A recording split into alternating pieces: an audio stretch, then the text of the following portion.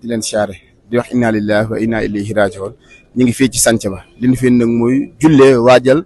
ñaar yi ak ñi nga xam ne ñoom leen war a denc tey fee ca seen kër gi mucc ñu fekk fi monsieur le ministre nga xam ne mooy Mansour Faye bëgg ko laaj yan kaddu lay teg ci loxo askan bi ak mbir mu métti bi nan la ko yëgee monsieur le ministre ñu ngi lay nuyu di la masaw di la jàlleen bokk ñu bàyyi la nga nuyu ñu lay seetaan.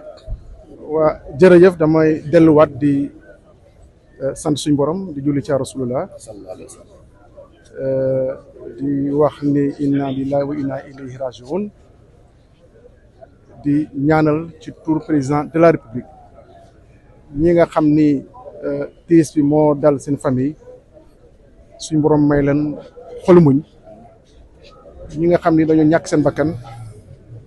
suñu borom teeru leen ci àjjana yi gën a kawe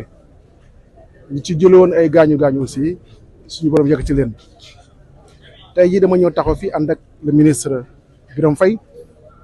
ak ministre Seydou Gueye fekk si fii le maire de Médina Bamba Fall ànd ak aussi le sous-préfet de Grand Dakar ñëw ci turu président de la République fekkee si levée du corps bi waaye indiwaat aussi kaddu état bi ci taxawaay bi nga xam ni am na ko te ware na ko depuis communiqué conseil des ministres bi génn alarba lu ñaaw moo fi am attentat faat ay bakkan ci loo xam ni ñoom ñoo ko tey ñu ko def ñu ko jëf ñoo ko tey parce que dañ ko programmer ko planifier ko exécuter ko lu mu jur mooy ñaari ñu nga xam ni seen yoon newu ci woon ñàkk ci seen bakkan mu nekk ay sénégalaises waaye nekk des sénégalaises d'origine guinéenne di profiter di nuyuwaale l'ambassadeur de la Guinée au Sénégal bi nga xam ni teewoon na fi teew aussi au nom de toute la communauté guinéenne di wax nag état bi wax na ko waxaat na ko dana jël jumtuwaay yëpp pour aar askan bi waaye aussi aar maanaam alalu askan bi ci lépp parce que lii mosu fee am te gën nañu ñaan nañu am taxawaay ba nga xam ni dootu fi amat ci loolu nag il faut que askan bi ci boppam toute la population du Sénégal ànd ak état bi ci loolu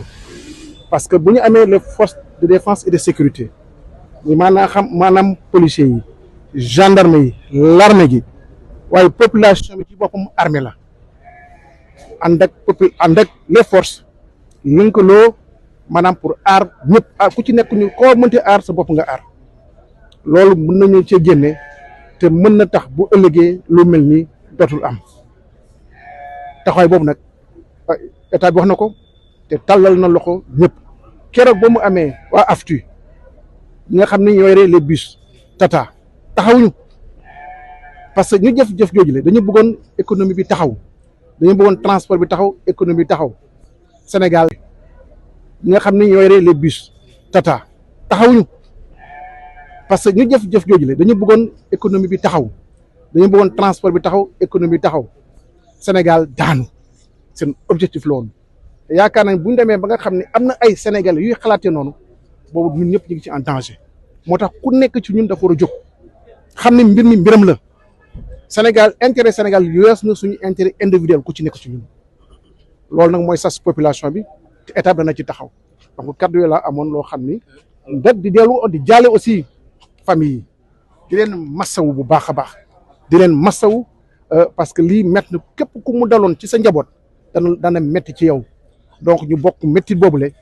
suñ ko bokkee xëy na lu bëri na wàññi ci njaboot gi. monsieur le ministre lan ngay wax ñi dute ne affaire bi amul. xam nga débat boobu du ma ci dugg parce que ñii fi tëdd yaakaar naa ni du ay objet lañ fi teg ñu nga xam ne tey imaam dafa jiite jullee leen pour ñu jëpp